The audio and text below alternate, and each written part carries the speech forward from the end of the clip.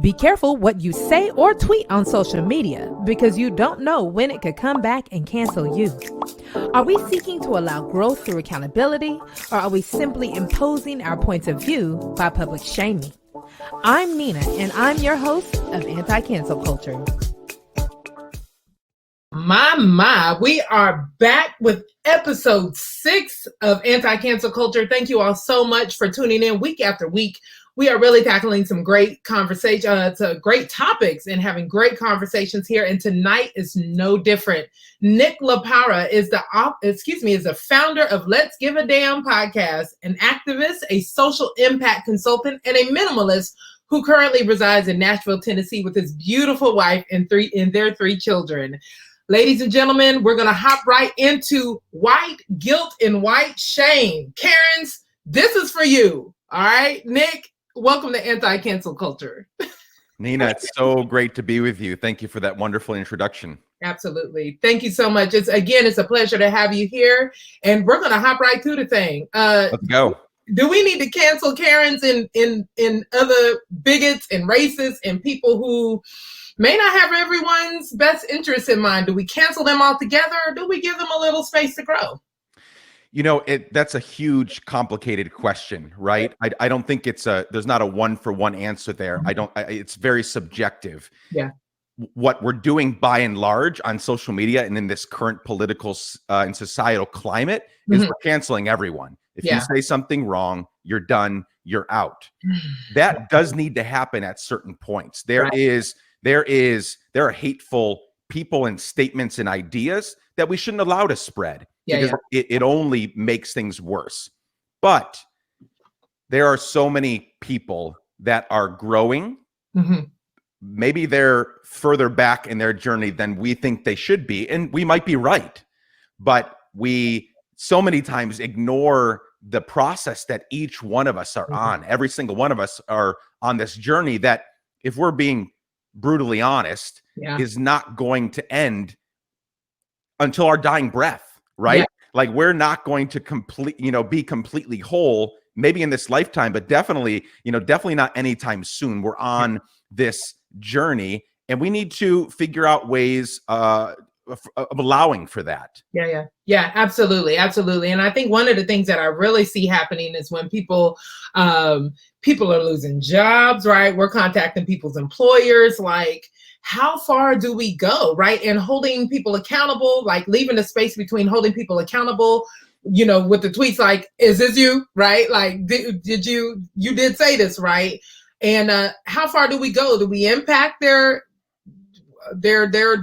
means of living, right? Their jobs and their careers and their families, or just how far do we go with that? Because that can be dangerous territory right there, right? Yeah, the animal part of me, I mean, we're animal in some stage, right? But the animal part of me does want to sort of just get them out of the picture, right? There was that situation this past summer with the woman in the park, and she cried foul, right? The guy was not doing anything. And she said all these untrue things, right? And then subsequently, she lost her job.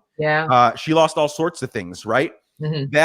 That's happening far too often. I totally agree. What would it look like, Nina, if we somehow had some sort of program, and if it was just a part of our lives to ask her to attend some meetings, some gatherings, let's get around the table and talk about what was happening there, right? Because hurt people, Nina. Like, hurt people, and we're all hurt. We're all broken. And so that lady, I don't want to believe that she's hateful. Right. Naturally. Things happen to her in her life. Things happen to her from people, places, things, situations that caused her. I'm not absolving her of her responsibility. No, she needs to own that. But we also have to see that each one of us are hurting. And she is hurting. That comes out of a place of hurt. So do I want her to lose her livelihood? I mean, they're in New York City, right? That's not a cheap place to live. Yeah, right. You can't pick up and start over in New York City. 100%. And so, it's again, it's very subjective. We need to take it case by case almost. But again, our social media isn't set up to take it case by case. We just we don't have the time to really pay attention to each situation. And so we just blanket statement, want to just cancel everybody. Yeah. And you bring up a good point about hurt people hurting people. And one thing that I think is even more important in America is the fact that we have all been conditioned, right? And it's an unfortunate truth. We've all been conditioned to accept whiteness as our standard, right? As our North Star. Yeah. Yeah. Like it's there. So diversity happens when we divert from whiteness, right? And so I think that what has to happen even more, while there's healing that has to happen, there's a lot of personal accountability and white people having to come to grips with their own history, right? And not putting the burden. Do we put the burden on Blacks and people of color to unify? Or is there work that needs to be done amongst the white community? My mother's cousins, as I like to say, because my mother is biracial. Like, mama, get your people. But where is that line drawn as far as who's responsible for carrying that burden? White people are responsible. Yeah. When George Floyd was publicly lynched in the middle of the day in Minneapolis earlier this summer, so many of my Black friends got DMs and emails and messages and phone calls saying, okay, I'm ready to learn. Right. Yeah. First of all, it shouldn't have taken George Floyd, because there have been countless circumstances over the years, not just with police brutality, with abuse happening far too long and in far too many ways. So George Floyd somehow sparked this huge awakening, which needed to happen. But then, instead of doing their own homework, they went to all of their Black friends, right? And said, teach me. And thankfully, so many of them said, nope, I'm not going to do it. I'm exhausted. This is what I live each and every day. You go do your homework. Yeah. And Nina, the books are written. The lectures are out there. YouTube is filled with lectures and talks and conversations. Yeah. There are white papers. There are master's thesis, PhD dissertations. Mm-hmm. There are books, volumes written about this. Absolutely. Go do your homework. And that's harder. The reason I think so many people did not do that automatically, I think I have seen so many good things happen out of this. So many people that have done their homework, that have read the books, but it took maybe their Black friends saying, don't come to me. This is not my responsibility. It's on you to figure this out. Right. And so you make a very good point. This goes beyond me winning an argument, right? Winning at being right in this thing. There's so much more at stake. And when it comes down to it, just how much space do we, because there are some people, let me say this, I have been graced to have these types of conversations. I believe that wholeheartedly. And I know that my upbringing, I'm from Wichita, Kansas, the people that I was raised around, again, my mother being biracial, I think that I'm in an interesting place to be able to have these types of conversations. It's not for everyone, right? Every Black person, like you said, people are tired. And even for me, it gets exhausting. And so how do we deal with, how do we offer that space for people to learn? Because I think a lot of times people, because they've, again, been conditioned to see American history or the lynchings and the police brutality and the systems of oppression as a Black thing, right? A lot of times, I think a lot of white people don't even know what questions to ask or where to begin in the unlearning process. So what do we do, and what does that space look like if we are available and able to help them through the process? Yeah, so there's a few things here. One is white people need to go back to the very beginning. Mm-hmm. And by that, I mean, which is not the very beginning, but the very beginning of this document that people hold so sacred. The Constitution of the United States begins with 3 words, we the people, but it clearly did not mean all of the people. Right. It meant white landowning men. Yeah. Because the Constitution does not mention women one time. It does not see Black people as full people. Mm-hmm. And it talks about Native Americans as savages, right? And so the only people group that the Constitution was talking to was white landowning males. And that language still exists in the document that millions and millions of Americans hold dear today. Yeah. We've had amendments, but that is still a core part of that document. And so going back to the beginning and then realizing, again, I'm putting a lot of this on white people. And Right.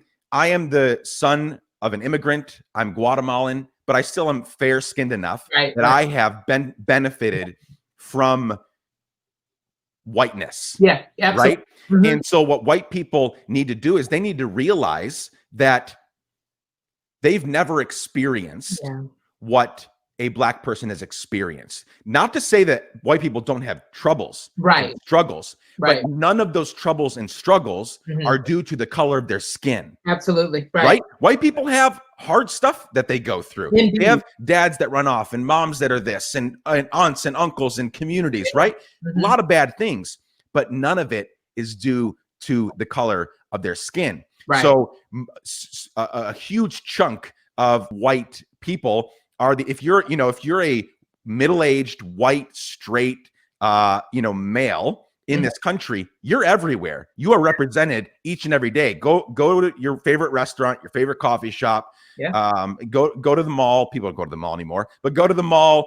Just go out and walk, and you will see you everywhere. If you're a white, straight, middle-aged man, you are never going to experience walking into a store and getting peeked over the counter by the clerk and getting watched to make sure that you're not doing anything you shouldn't be doing. Mhm. You're never going to get stopped because of the color of your skin or treated the way that black people over and over and over again have been treated because of the color of their skin. And so I think it has to start with people seeing their whiteness, not being ashamed of it. You can't do anything about the color of your skin. You are who you are, and you are just as worthy as anybody else on the planet. Yeah. But you have to see, recognize, embrace the fact that you have privilege. Yes. That to me is so fundamental, because you can't even read all the books and watch the lectures and talk with your black friends if you don't be embarrassed by the color of your skin, but you have to know that you are miles ahead because of the color of your skin, simply because you are not a person of color. You are not brown. You are not black. Right. Start there, and then we can get around the table and talk, and we can move forward in the conversation. Right. But it's always going to be done in bad faith. There'll always be tension. Yeah. If the white person in the conversation, or the white people in the conversation, don't see that they are massively privileged simply because they were born white. I think you make a good point that this is a fundamental understanding that people have to come to, right? And it's unfortunate that, again, like you said, because people have grown up poor, they've grown up, like this feeling in families that are in disarray or disjointed. And so they don't think, they're like, but what they don't get is that their poor is different from my poor, right? It's a totally different poor. And I'm glad that you brought up your ethnicity, right? And who your family is. Guatemalan, you say? And Yep. Just Guatemala. I mean, my mom is like Italian heritage, but my dad came from Guatemala when he was a kid. Okay. All right. That's good. So this is a good point that I want to bring up, is Eva Longoria, right? Just recently caught it. And because she was in her excitement about the election and the way, Latinas and Latinos, Latinx, the Latinx community showed up during the election, she totally disregarded, right, or downplayed the role that Black women specifically played. Now, where I'm going with this is her, because you've had that, your people forget that Afro-Latinas are a thing, right? Afro-Latinos are a thing. This is people with dark complected skin. And so we could go all the way down a rabbit trail about colorism, right, in different communities. But what I appreciate about her is that she gave an apology. And a lot of people have, Karens of the world have given apologies, but it seemed genuine from her. And she said, you know what? I had to learn a thing. My bad. I was wrong. And so how do we give that type of space, and what looks like a genuine apology, right?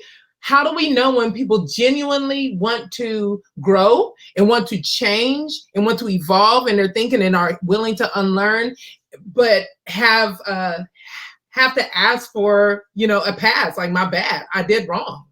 Well, I'll start right now, Nina. A couple seconds ago, a few minutes ago, when I was talking about the Constitution, I almost said the word Indians instead of Native Americans, which they're obviously not Indians. And the reason I said that is because earlier today I was talking with someone about overhearing somebody call them Indians instead of Native Americans. So I've been thinking about it all day. And just now, I started to say Indians, right? So I apologize for that. I apologize for saying that just a few minutes ago because I don't use that language. I don't see them as that. They are Native Americans. This is their land. I reside on Yuchi, Cherokee, and Swanee land here in Nashville, and I'm honored to live on their land. I respect that. And I just a few seconds ago slipped and said something that I shouldn't, and I apologize for that.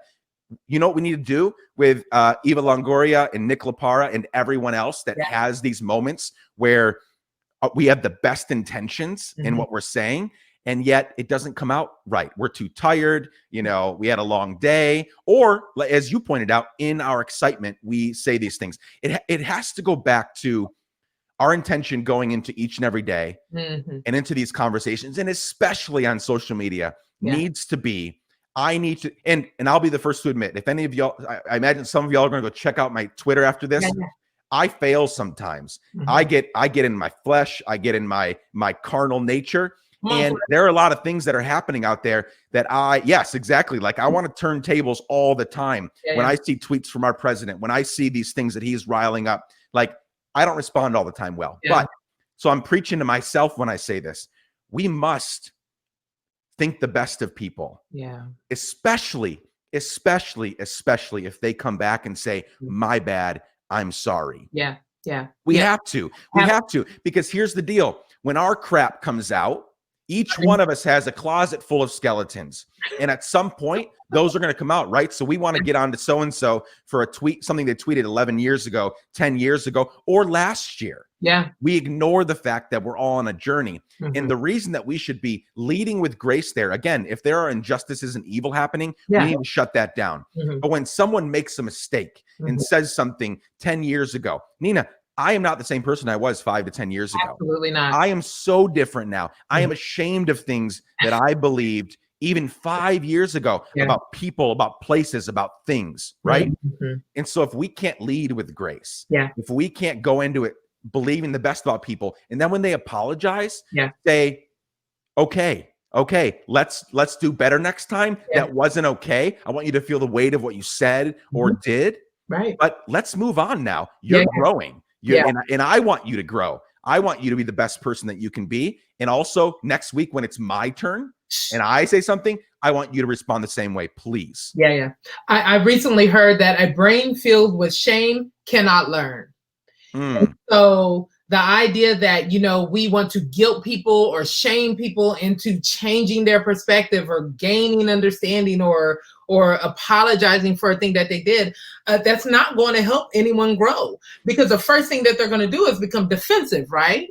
And they're going to shut down. That shame is going to keep people, and it often shuts people down, and that leaves no room for growth.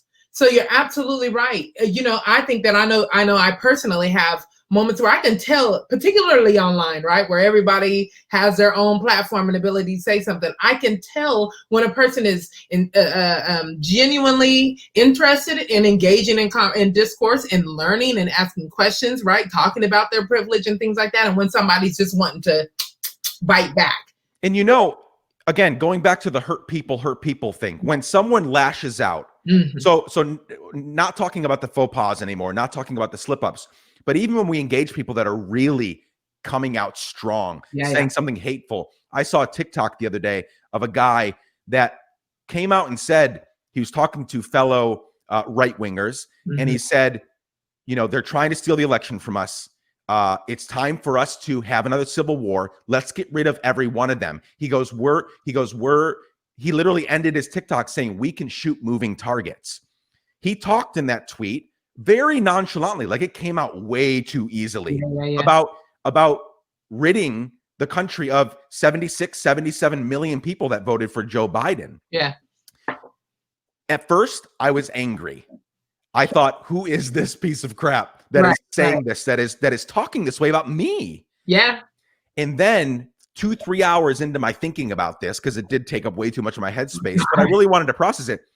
I went from angry to sad because this person is hurting. These Karens, these whatever you call the male equivalent, the Kens, like this guy that is saying this, that he wants to literally murder 75, 76 million people so they can have their way. It comes from a place of pain. Yeah. And we all are broken and we all need to be healed, Yeah. right? You need healing. I need healing. Indeed. Some more than others, but we all need healing. And as we experience healing, we need to then become healers, become agents of healing. Yeah. Right? Yeah.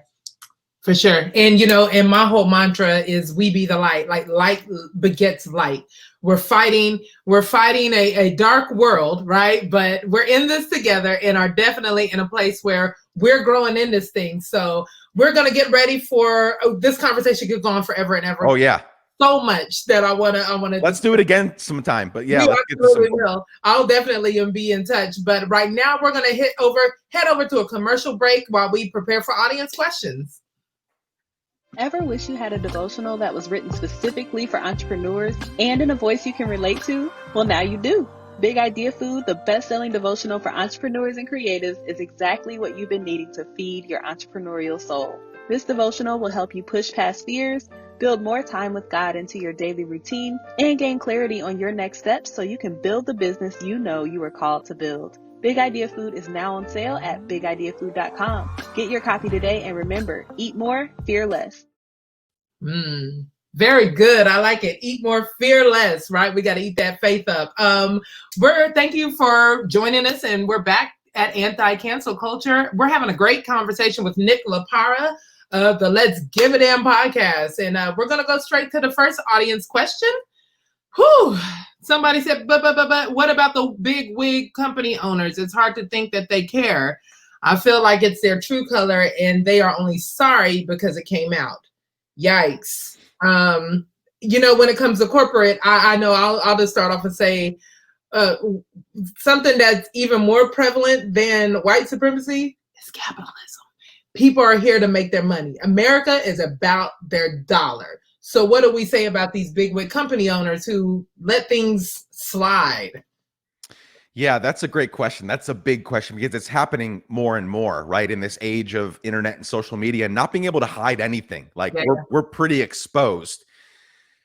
I think you're right. I think you're right to question the authenticity of their apologies, of their alleged repentance of what they've done.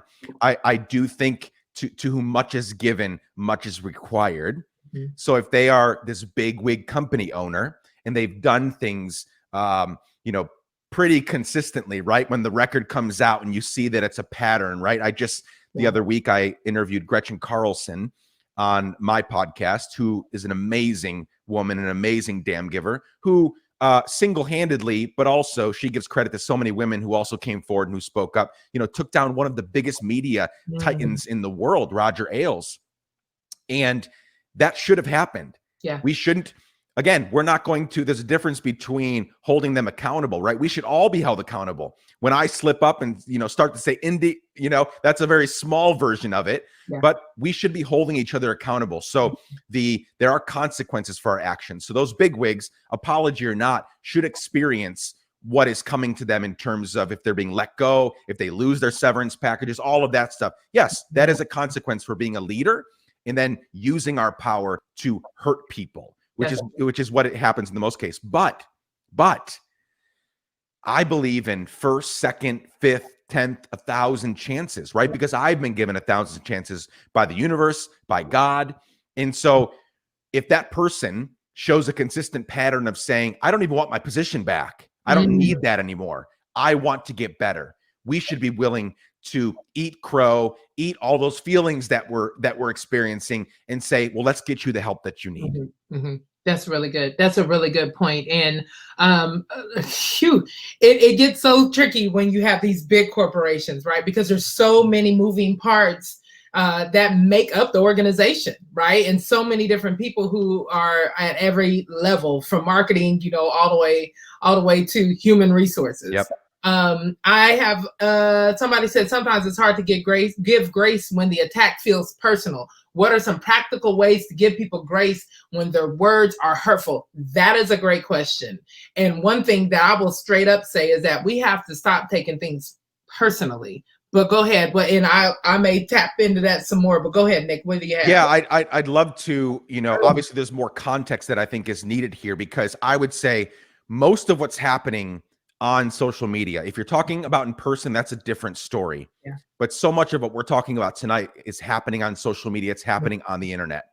We need to, as you just pointed out, not take it so personally. That attack is coming way too easily for that person, because they're sitting behind a keyboard. Yeah. They're sitting, on a Twitter app. They're not looking at you in the face. Most likely, they would never say that to your face. So we have to understand, I have had lots of trolls come my way because of things that I've said, stood for with my company, and all the things that we're trying to do in the world.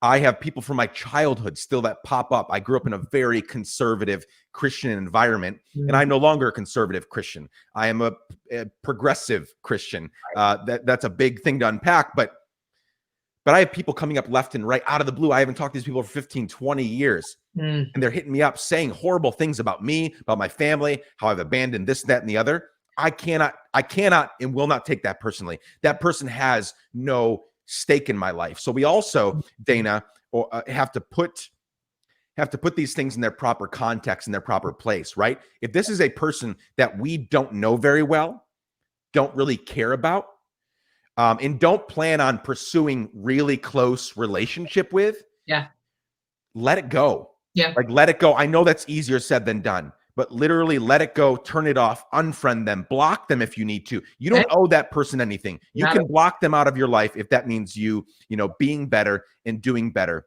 Yeah. And also, just remembering that these people are hurt. And so taking a step back, right? So here's the last thing I'll say on this question. Take a step back. Do not respond immediately. Yeah. Do not respond if you are if you have a few glasses of wine, a couple beers. It just literally take a few hours away. If that is really hurting you and affecting you, take a few hours, step back. Do not respond immediately. Like, absolutely not. Shut it off. Because 9 times out of 10, I'll even go higher than that. 99 times out of 100, whatever you're going to write back is going to fuel whatever they were trying to get out of you. You're giving them exactly what they wanted, which is to get something back so they can keep going. Ooh, that's good. That's good. Delilah says, I love the name Delilah. How do we protect our peace and counsel versus cancel with racism? And you know what? I want to bring in the holidays coming up, right, into this. So how do we protect our peace when it does get personal, when we're with family members? We might have that one racist uncle that nobody quite checks, but how do we protect our peace and counsel versus canceling the racism? Yeah. How this is big. I mean, I'm feeling it. Yeah. I have family and I have family that I will see. Well, actually, with COVID and all that, we're still figuring out if it's going to happen. But presumably, I will be seeing people that voted much differently than me, and I don't understand it. Like, I fundamentally, deep down inside, do not understand why they would support X, Y, and Z person, party, group. I think we need to look at the big picture. Yeah. Right? Look at those people. Now, again, I don't have any people like you just described, thank God, where it's that racist uncle that's saying things that they just should not. Right. That we should, probably have some boldness to politely shut it down. That doesn't belong here. It's not happening here, right? They're just the baiters, right? The ones who just want to bait people and draw them in. But I think what's happening a lot right now is you have a ton of young people that are dreading going home for the holidays, or they've canceled plans altogether because mom and pop or older brother, older sister, aunt, uncle, grandpa, grandma voted a certain way a few days ago, right? That's happening in real time. I know friends that have canceled their plans already. Wow. So that's horrible. I see that as horrible, because here's what's happening. You take that vote out of the picture, take that thing out of the picture completely, and I say, describe your parent, describe your brother, your sister, whatever. Right. Describe who they are. And most of the time, not all the time, I'm not making blanket statements here, but they're loving, they're caring, they love their neighbor, they volunteer here, they do this, they do that. So that is who they fundamentally are. Yeah. And there are reasons why they make some of these decisions and so we need to so we need to try to go into a place of like understanding. We need to go in and try to understand what's going on. Now, I want to get back real quickly to the original question, which was the questioner, racism, right? Pointed out racism. I think racism is now a thing and a topic that we need to get more bold about. We can still keep the peace and bring up our intolerance of racism. We need to, yes, going back to the Bible, it says, if at all possible, live peaceably with all people, right? So that is our goal going into every circumstance, every holiday dinner. But we need to be bold as well. Yeah. We need to have those conversations. Don't embarrass people in front of everybody. If you can help that, that'll just bring the tension up. Pull that person aside and say, that's not okay. Here's why. That is not tolerated in this house. Here's why. If you love them, I have 3 little kids. I don't spank them. We have long conversations with them. We talk to them. Yeah. If I love them, I will tell them when, where, why, and how they are doing wrong. They need to know that so that we can, course correct. Exactly. So that needs to take place this holiday season. And I think we can still, by and large, keep the peace while we're doing that. Yes. And Delilah, to add on to that, I'm going to get to that rule real quick, Shannon, but to add on, to piggyback off of that real quick, even online, the ways that I protect my peace is sometimes I'll just leave people with, you know what, it is my prayer, because I pray for folks like all the time, right? Like legit, genuinely pray. It is my prayer that God will reveal any blind spots and any shadows that may be lurking in your minds, because there's things that, again, like you said, on our own journey, on our individual journeys, that we may not be privy to, that for whatever reason, the blind spots may be present. So I give a quick prayer and go about my business. Shannon says, Nick, when is it okay to cancel then, if ever? I would say when the behavior is a consistent pattern and they don't give any intention of wanting to change. Right? Yeah. So again, if there is a desire to change and to get better, I think we should try as best as we can to work with that and hope for and pray for and work toward growth. Yeah. One big example that all of us are going to know about, like Harvey Weinstein, for example, that is a man that I'm okay with being canceled for decades. Yeah. He abused women in the industry. He used his power for wrong. So his apology, which he has never given, he still thinks he's the victim. His apology wouldn't be valid. It wouldn't be valid because we have no way, just like the big wig, capitalist, big company, using his power for wrong. And I say I have no problem saying his, because 90% of the time it's a white male. It's just facts. And so I think we need to use it sparingly, very sparingly, way more sparingly than we're doing it, because we should want growth for people. But I think there are circumstances, and I think we just need to slow down, look at the big picture, see what's going on, and go from there. That's so good. That's so good. And again, we could do this all night. It's such a conversation. I look forward to speaking with you again soon. Nick LaPara, you all can find him on our Facebook page. We've tagged him. He's on Instagram. He's on Twitter. By all means, please go check him out. And that is Anti-Cancel Culture. You can catch us on Amazon Fire TV, Roku, Android TV, Google Chromecast, or your Apple TV device on the KL Jones Network. Make sure you download the KP Media TV app, and we'll catch you next time. Nick LaPara, you all can find him on our Facebook page. We've tagged him. He's on Instagram. He's on Twitter. By all means, please go check him out. And that is Anti-Cancel Culture. You can catch us on Amazon Fire TV, Roku, Android TV, Google Chromecast, or your Apple TV device on the KL Jones Network. Make sure you download the KP Media TV app, and we'll catch you next time for Anti-Cancel Culture.